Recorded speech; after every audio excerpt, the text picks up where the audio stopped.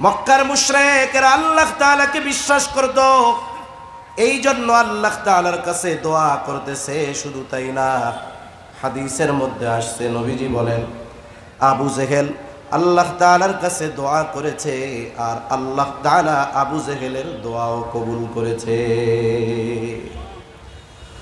বদরের দিন সকালবেলায় আবু জেহেল আল্লাহ তাআলার কাছে দোয়া করে, বলে আল্লাহ, আজকে যারা হকের উপরে আছে, সত্যের উপরে আছে, আপনি তাদেরকে বিজয় দান করেন।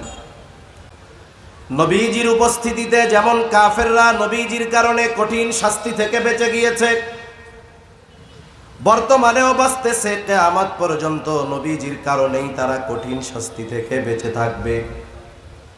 হাদিস থেকে শোনাই আপনাদের, আবু জেহেল একদিন নবীজির সামনে এসে নবীজিকে শোনায়া শোনায়া আল্লাহ তাআলার কাছে দোয়া করে।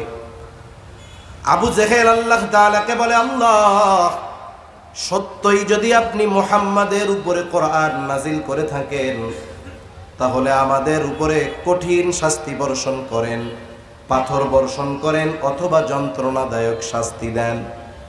নবীজিকে শোনায়া শোনায়া আবু জেহেল আল্লাহ তাআলার কাছে দোয়া করে। প্রথম প্রশ্ন হলো, আবু জেহেল কি আল্লাহ তাআলাকে বিশ্বাস করত নাকি? বলে হ্যাঁ করত।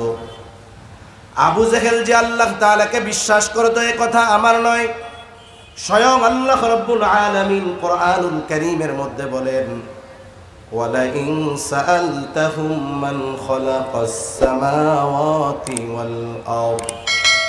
আল্লাহ তাআলা বলেন, আপনি যদি তাদের কাছে জানতে চান, জিজ্ঞাসা করেন, মান খালাকাস সামাওয়াতি ওয়াল আরদ, আসমান এবং জমিনের স্রষ্টাকে আপনি যদি তাদেরকে জিজ্ঞাসা করেন, আপনার প্রশ্নের জবাবে এই মক্কার মুশরিকেরা কি বলবে? আল্লাহ তাআলা নিজেই জবাব দিয়ে বলেন, লা ইয়াকুলুন্নাল্লাহ।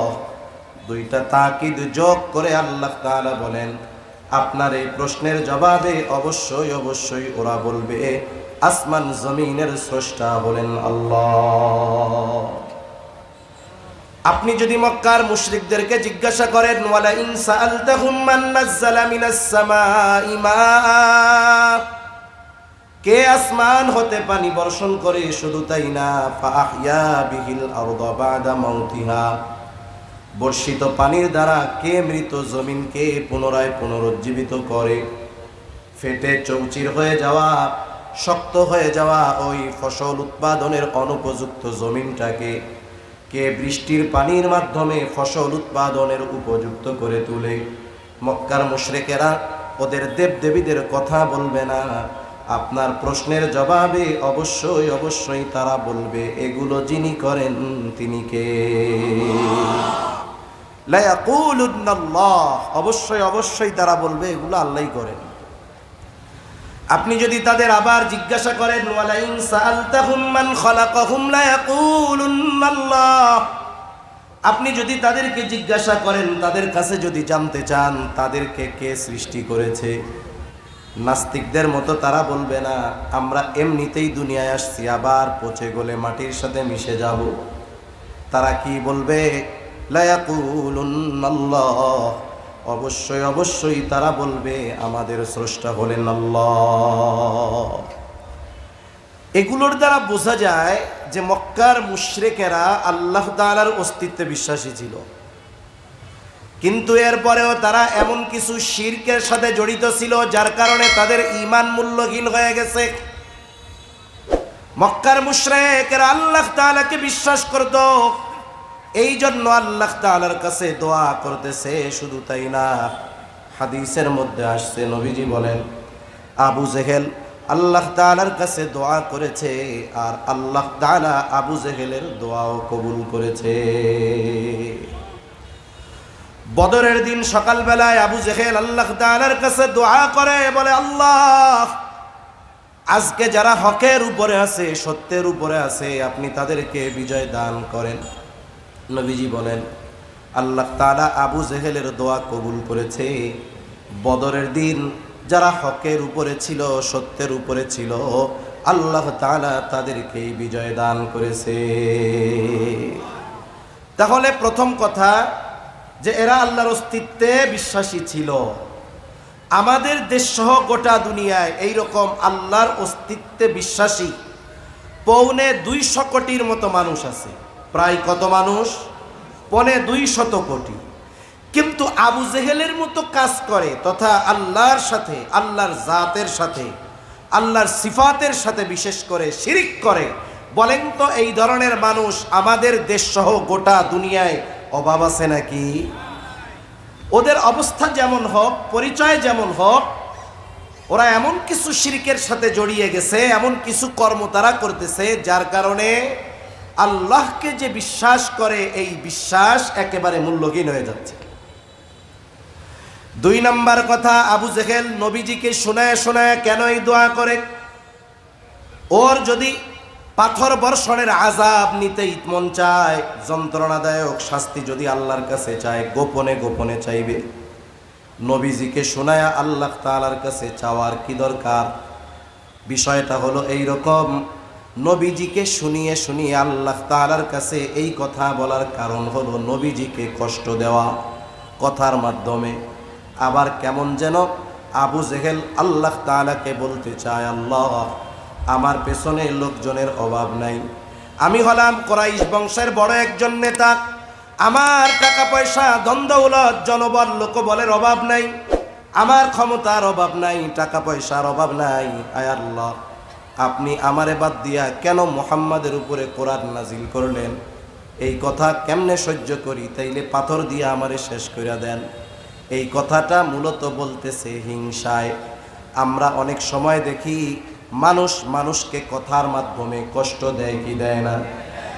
অনেক জায়গায় বিশেষ করে গ্রাম অঞ্চলে এরকম আছে, একজন মানুষ অভাবী দরিদ্র কষ্টে আছে, মানুষের সাথে তার কোনো শত্রুতা নাই, কিন্তু দেখবেন একটা সময় তার শত্রু এমনিতেই হয়ে যায়। কারণ মানুষের মধ্যে যেই রোগগুলোর বিস্তার বেশি, এর মধ্যে একটা হলো হিংসা। হিংসার কারণে অনেক সময় একজন আর একজনের ভালাই দেখতে পারে না, অটোমেটিক তার প্রতি একটা বিদ্বেষমূলক মনোভাব চলে আসে। গ্রামে হয়, মনে করেন একজন টাকা পয়সার মালিক না, গরিব মানুষ, দরিদ্র অসহায় লোকটা অনেক কষ্ট করে তার ছেলেকে লেখাপড়া শিখিয়েছে। ছেলে জাগতিক লাইনে হোক, অন্য লাইনে হোক, বড় ব্যবসায়ী, টাকা পয়সাওয়ালা হয়েছে, আলহামদুলিল্লাহ, টাকা পয়সার অভাব নেই। মানুষজন বলা বলি করে যে দেখছো অমুক চাচার ছেলে একটা সময় 2 বেলা খাইতেও পাইতো না, এখন অনেক টাকা পয়সার মালিক, আল্লাহ তাআলা ওদের দিকে ফিরায়া তাকাইছে, এখন বড় অফিসার, নোয়াখালীতে কয়েকটা দোকান আছে, বাড়ি আছে, মাশাআল্লাহ, আলহামদুলিল্লাহ। এই যে একটা মানুষের উন্নতি সবার কিন্তু ভালো লাগবে না। পাশের থেকে আর একজন বলবে, তোমরা কার কথা বলো? বলে অমকের বুলা অমক এইরকম উন্নতি অগ্রগতি হয়েছে। এখন ওই লোকটার তার উন্নতি শুনে আর ভাল লাগে না, তখন কি বলে, আয় আল্লাহ, অমকের বুলা এত টাকার মালিক, এই খবর শোনার আগে আমি মরলাম না কেন? এরকম বলার লোক তো আলহামদুলিল্লাহ কমপক্ষে নোয়াখালী নাই, আছে, যে আমি মরলাম না কেন, কি খবর শুনলাম? বলেন তো ওই টাইমে যদি আজরাইল এসে বলে আপনার তো মরতে মন চায়, তাইলে আমার লগে চলে, কি বলবে? যে আসলে মরতে চাই না, এটা হলো এমনি এমনি কইছি, ঠিক কিনা? আসলে আবু জেহেল চায় না তার উপরে পাথর বর্ষণ হোক অথবা যন্ত্রণাদায়ক শাস্তি হোক, কিন্তু কেন বলল? বলে নবীজিকে শোনায় বলছে কথার দ্বারা কষ্ট দেওয়ার জন্য। স্বাভাবিক, নবীজিও তার আচরণে কষ্ট পেয়েছেন। মনে করেন আপনার একজন বন্ধু আছে, খুব খাতিরওয়ালা বন্ধু, আপনার জানে জিগার বন্ধু, একেবারে আপনার কাছের বন্ধু, আপনি মুআদ্দাব ভদ্র মানুষ, শরীফ মানুষ, আপনি এক জায়গায় গিয়েছেন, আর একটা দুষ্টু লোক আপনাকে উদ্দেশ্য করে কিছু কথা বলতেছে, আপনি তো ভদ্র মানুষ, এই জন্য কিছু বলেন না, চোখটা নিচের দিকে দিয়া, চোখ দিয়ে আপনার পানি পড়তেছে তার কথার আঘাতের কারণে, কিন্তু আপনার বন্ধু পাশে আছে, তার পাওয়ার আছে, ক্ষমতা আছে। বলেন তো কোনো মানুষ যদি আপনাকে কথার দ্বারা কষ্ট দেয়, আপনার ওই বন্ধু কি ওই কথাগুলো শুনে চুপ করে থাকবে নাকি? চুপ থাকবে না। আপনি জবাব না দিলেও আপনার পক্ষ থেকে সে কি দিয়ে দিবে? জবাব দিয়ে দিবে।